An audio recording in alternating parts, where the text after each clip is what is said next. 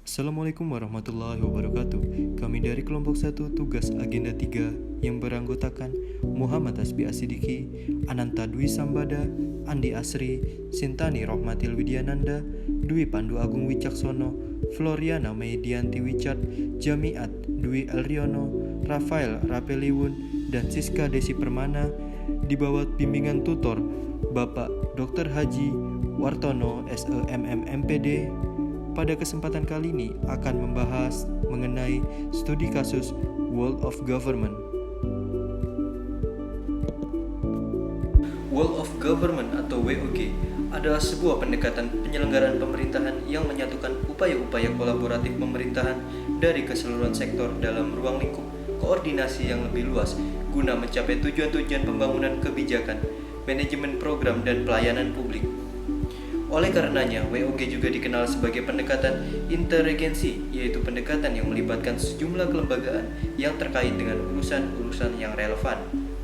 Pendekatan WOG ini sudah dikenal dan lama berkembang, terutama di negara-negara Anglo-Saxon seperti Inggris, Australia, dan Selandia Baru. Pendekatan WOG di beberapa negara ini dipandang sebagai bagian dari respon terhadap ilusi paradigma New Public Management atau NPM yang banyak menekankan aspek efisiensi dan cenderung mendorong ego sektoral dibandingkan perspektif integrasi sektor. Pada dasarnya, pendekatan WOG mencoba menjawab pertanyaan klasik mengenai koordinasi yang sulit terjadi di antara sektor atau kelembagaan sebagai akibat dari adanya fragmentasi sektor. Sehingga WOG sering sekali dipandang sebagai perspektif baru dalam menerapkan dan memahami koordinasi antar sektor. Beberapa contoh praktek WOG yang telah ditetapkan di beberapa negara termasuk Indonesia, antara lain 1. Penguatan koordinasi antar lembaga. Tujuannya untuk mengurangi jumlah lembaga yang ada sampai mendekati jumlah yang ideal. 2. Membentuk lembaga koordinasi khusus. Pembentukan lembaga yang terpisah dan permanen yang bertugas untuk mengkoordinasikan sektor atau kementerian. 3. Membentuk gugus tugas. Gugus tugas merupakan bentuk pelembagaan koordinasi yang dilakukan di luar struktur formal yang setidaknya tidak permanen. Yang keempat yaitu koalisi sosial. Koalisi sosial merupakan bentuk informal dari penyatuan koordinasi antar sektor atau lembaga tanpa perlu membentuk pelembagaan khusus dalam koordinasi ini. Praktek whole of government dalam pelayanan publik. Praktek whole of government dalam pelayanan publik dilakukan dengan menyatukan seluruh sektor yang terkait dengan pelayanan publik. Jenis pelayanan publik yang dikenal yang dapat didekati oleh pendekatan whole of government adalah 1. Pelayanan yang bersifat administratif. Pelayanan publik yang menghasilkan berbagai produk dokumen resmi yang dibutuhkan warga masyarakat. Dokumen yang dihasilkan bisa meliputi KTP, status kewarganegaraan, status usaha, surat kepemilikan, atau penguasaan atas barang, termasuk dokumen-dokumen resmi seperti SIUP, izin trayek, izin usaha, akta, kartu tanda penduduk, sertifikat tanah, dan yang lain. Praktek whole of government dalam jenis pelayanan administrasi dapat dilihat dalam praktek-praktek penyatuan penyelenggaraan izin dalam satu pintu, seperti PT SP atau kantor Samsat. 2. Pelayanan jasa. Pelayanan yang menghasilkan berbagai bentuk jasa yang dibutuhkan warga masyarakat seperti pendidikan, kesehatan, ketenaga kerjaan, perhubungan. 3. Pelayanan barang. Pelayanan yang menghasilkan jenis barang yang dibutuhkan warga masyarakat seperti misalnya jalan, perumahan, jaringan telepon, listrik, dan air bersih. 4. Pelayanan regulatif. Pelayanan melalui penegakan hukuman dan peraturan perundang-undangan maupun kebijakan publik yang mengatur sendi-sendi kehidupan masyarakat. Adapun berdasarkan polanya, pelayanan publik dapat dibedakan menjadi 5 macam pola pelayanan yang masing-masing diuraikan sebagaimana berikut ini.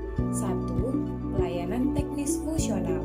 Suatu pola pelayanan publik yang diberikan oleh suatu instansi pemerintah sesuai dengan bidang tugas, fungsi, dan kewenangannya. 2. Pola pelayanan satu atap.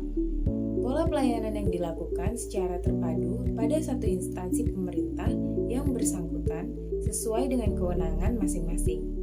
3. Pola pelayanan satu pintu merupakan pola pelayanan masyarakat yang diberikan secara tunggal oleh suatu unit kerja pemerintah berdasarkan pelimpahan wewenang dari unit kerja pemerintah terkait lainnya yang bersangkutan.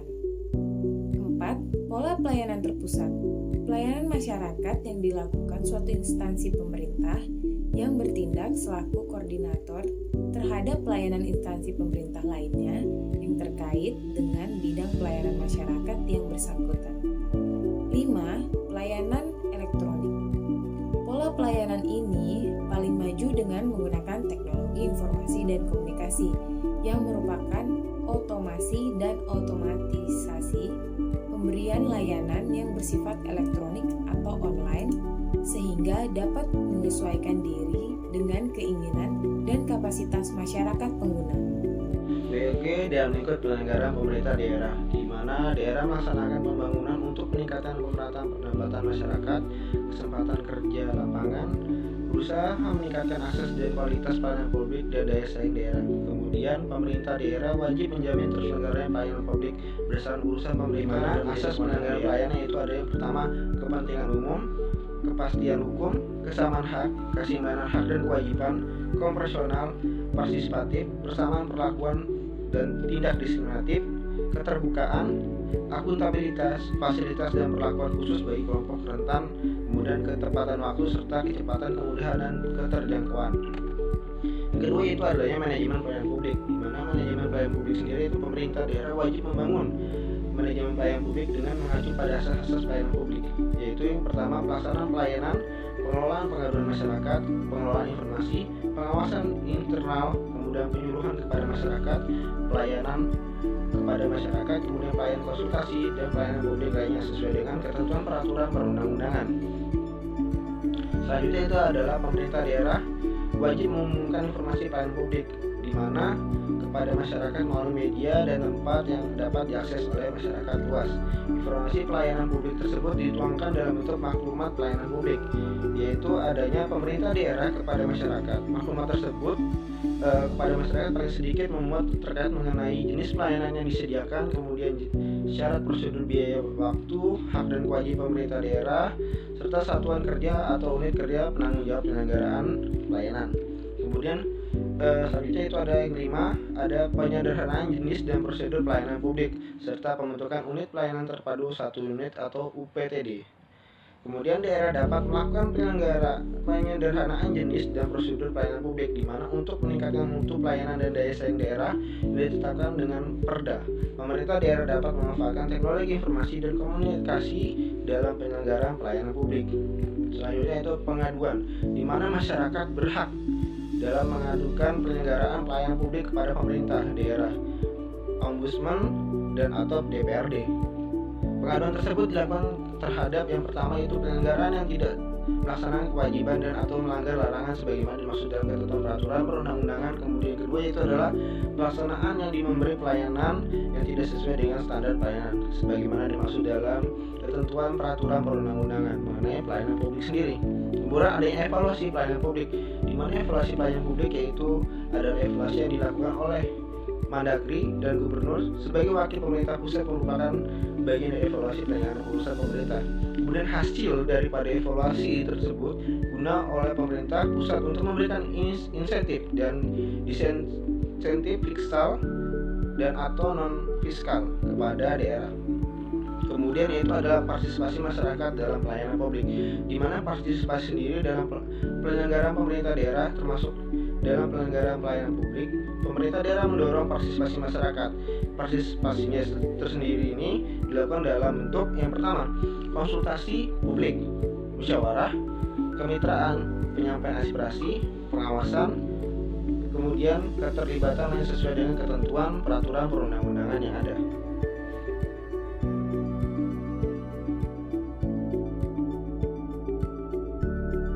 Salah satu isu WOG yang kelompok kami angkat adalah masih kurangnya koordinasi untuk pembayaran pajak dalam hal permohonan perizinan. Solusi yang dapat diusulkan adalah penerapan e-government dalam pelayanan publik tersebut. Contohnya dalam pengajuan permohonan perizinan di Dinas Penanaman Modal dan Pelayanan Terpadu Satu Pintu atau DPMPTSP.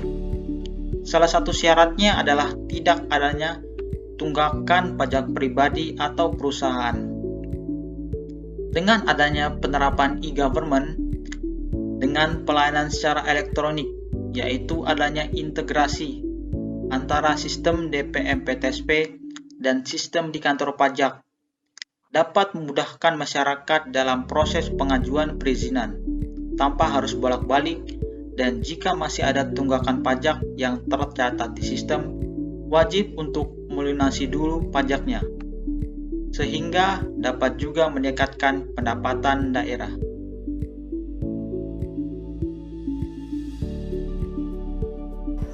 Sistem Informasi Manajemen Penyuluhan Pertanian atau SIMLUTAT adalah sistem informasi berbasis web yang dikembangkan oleh Kementerian Pertanian yang menyajikan data dan informasi kelembagaan penyuluhan pemerintah dari tingkat provinsi, kabupaten, dan kecamatan. Lalu ada data ketenagaan penyuluhan pertanian, yaitu ada penyuluh PNS, tenaga harian lepas tenaga bantu penyuluh pertanian, dan penyuluh swadaya. Lalu ada data kelembagaan petani. Di situ ada kelompok tani, gabungan kelompok tani, dan kelembagaan ekonomi petani. Oleh pemerintah, SIMLUTAT dimanfaatkan dalam penetapan kebijakan penyuluhan maupun pembangunan pertanian secara luas. Dan pendataan ini berfungsi juga sebagai rujukan pemerintah memberikan bantuan berupa barang maupun jasa.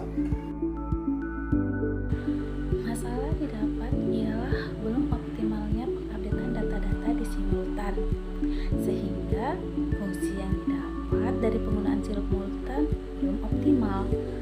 Kurangnya koordinasi antar instansi bisa menjadi salah satu penyebab utama masalah tersebut. Solusi yang dapat diberikan yaitu adanya rapat koordinasi antar instansi yang terkait. Dengan adanya koordinasi, maka kegiatan akan terarah dan pada pencapaian suatu tujuan yang telah ditetapkan.